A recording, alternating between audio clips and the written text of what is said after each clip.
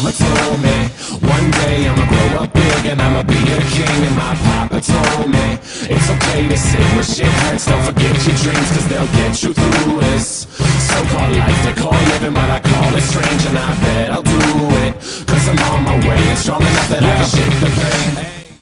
Hey, what is up guys, and welcome to my first lore video. This time it's going to be on The Dark Knight Returns. I think I'm over the whole upset thing, because I made an upset rant yesterday, and I'm probably going to make the video private, but I don't know what was going on. Anyway, so let's get right into this. Just some little backstory, I read The Dark Knight Returns around a year ago, and I really liked it. It must have been one of my favourite Batman books to read. And it has been praised a lot by the public, and it is a really great graphic novel, or a series of comics. It was really fascinating to me because it was written after a decade of silly Batman and light-hearted Batman stories, and the character wasn't really dark again until The Dark Knight Returns. And I feel like The Dark Knight Returns, what Frank Miller did is he brought justice back to Batman and he made him dark again. And I think that opened up the whole genre of Batman that we have today. Or if not, we'd still be in the 60s Batman right now. Don't get me wrong, the 60s is good, but it's just we wouldn't have movies like The Dark Knight or the Batman v Superman Batman if it wasn't for The Dark Knight Returns. So you've got to praise The Dark Knight Returns for that.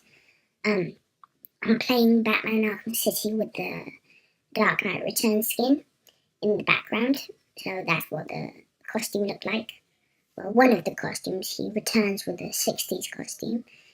And the story takes place when Batman is like really old and he's retired after the death of Jason Todd 10 years prior. But just some small book information. The book was written and illustrated by Frank Miller, and it was published in 1986 in a 4-issue comic miniseries, and it went between, went between February and June, I believe. So that's how it was published, and it's set in a dystopian future, and it's a version of Gotham City that just feels darker than ever before, and version that feels really threatening the way it's described. And also the media plays a big part in this, because the media is always there describing every single thing that goes on, and I think that's a good metaphor. And Bruce Wayne is around the age of 50, and he's given up the mantle of Batman, of course, after the death of Jason Todd. Now, Jason Todd was the second Robin who was killed by the Joker, and I'm pretty sure in this certain story he doesn't actually become the Red Hood. I think he stays dead, and Batman has been grieving over that because he feels responsible for what the Joker has done. So as a result, crime is running rampant through the city, and a gang calling themselves the Mutants have risen to terrorize the people of Gotham. Now, the Mutants are an interesting bunch of villains. I've never really heard of them before, but just think of them like an elite bunch of aliens, I suppose. There's not much backstory to them, but they're interesting because they're there to challenge Batman, and they're there to terrorize Gotham, so Batman needs to rise back. And crime is crime is in the story. There's a lot of crime going on the streets, and until Batman comes back, a lot of people suffer. So the first 2 issues, I believe, are about Batman returning after a whole 10-year retirement, and it's about how he has to get over the whole Jason Todd death that he really never can. And Harvey Dent is a very interesting character in this. For those of you who don't know, Harvey Dent was Gotham's mayor, and he has various backstories how this happened, but he becomes a villain called Two-Face, with half his face gets burnt off. Now, some comics represent it as him getting acid spilt on his face, others represent it as someone burning his face. There's various backstories, but the idea is the same. Harvey Dent becomes Two-Face. Well, in this story, Harvey Dent there's this new asylum. It's a version of Arkham Asylum where all the villains are put to be taken care of professionally and medically. And Harvey Dent is put there along with several others. And they do plastic surgery on him and repair his face. However, he gets out of jail and people end up believing that he's good, but they're still bad to him, and there's a whole little mini story there between Batman and Harvey Dent, and how Harvey Dent can never be good again because inside him he's still Two-Face. And I thought that was really interesting because there's a certain bit where Batman is climbing the buildings, and because Harvey Dent threatens to put 2 bombs between two towers, and Batman stops him, and when he stops and he's held apprehended, Batman takes the coin, and both sides are scratched. Also, something to notice is once Harvey is out, he wears this bandage around his face, and that always reminded me of Hush.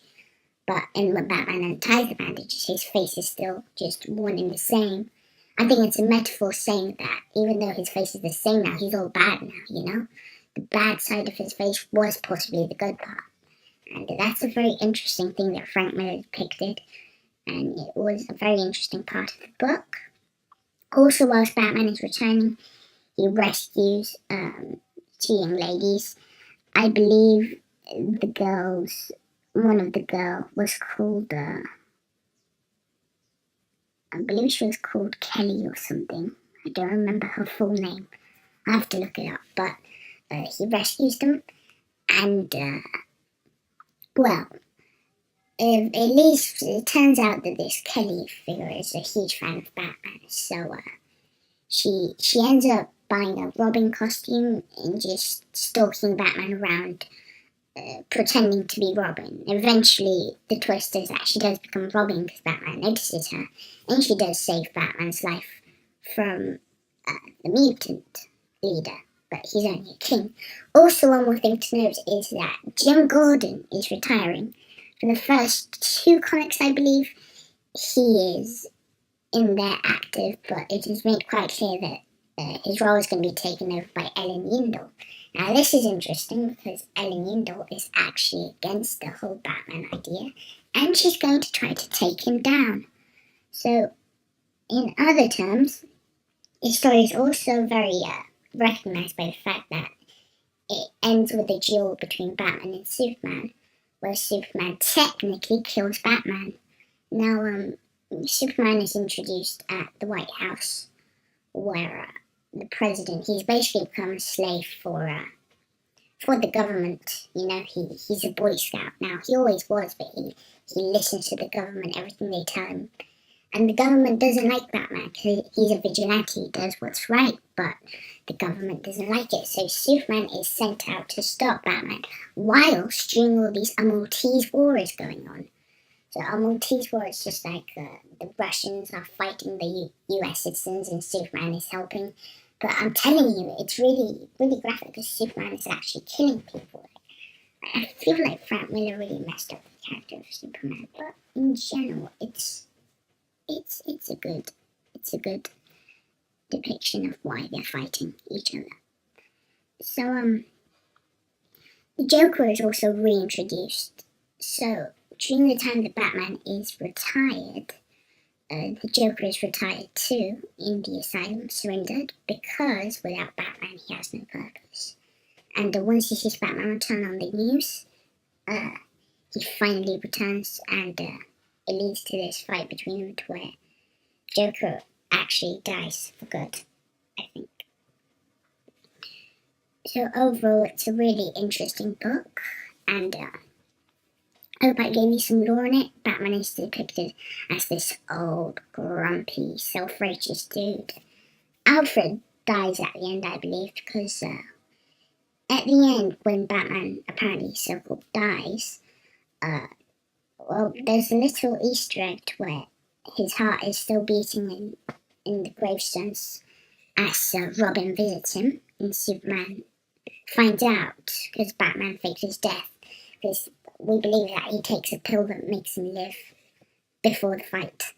So that happens, and by the end of the book, he is alive, and the whole mutant gang become the Batman gang, and they become Batman's army, who are now gonna rule justice over Gotham. So it feels like it could be a parallel universe. However, it isn't really, because this parallel universe, it's complicated because something's saying to other things, and anyway, it is a good story on its own. It's a good story.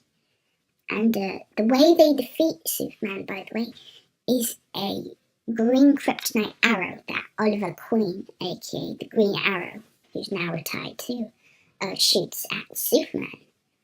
And that's very interesting to have Oliver Queen and Bruce Wayne partnered up, taking down Superman, because Superman has become that big of a government slave.